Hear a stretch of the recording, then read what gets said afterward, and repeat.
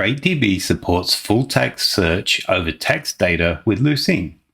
In this video, I'll show you when you should consider full-text search, how it works, and how its behavior can be customized.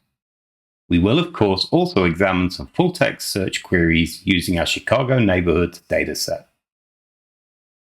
When should you consider using full-text search?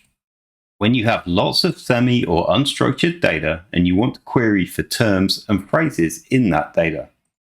When you need a search engine that understands the language that the text is written in. When you want to consider search results in order of relevance to your query. Querying text data for character sequences using like isn't going to help with these requirements, especially if you need fuzzy searching or want to search for phrases. What can full-text search be applied to in CrateDB? Any text column in a table, including those deeply nested in objects. And how does this work? In CrateDB, full-text search is powered by the indexing capabilities of Apache Lucene, and queries are expressed in standard SQL.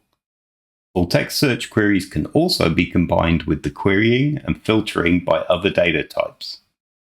For example, with our Chicago dataset, we might perform a full-text search over the community areas data, find areas that match the term historic or railroad, and which have a population above a certain threshold, where the population data is stored in a regular numerical column in the table. Here's a SQL statement that creates a table for our community area data.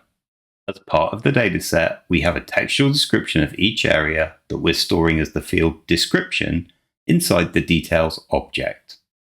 Description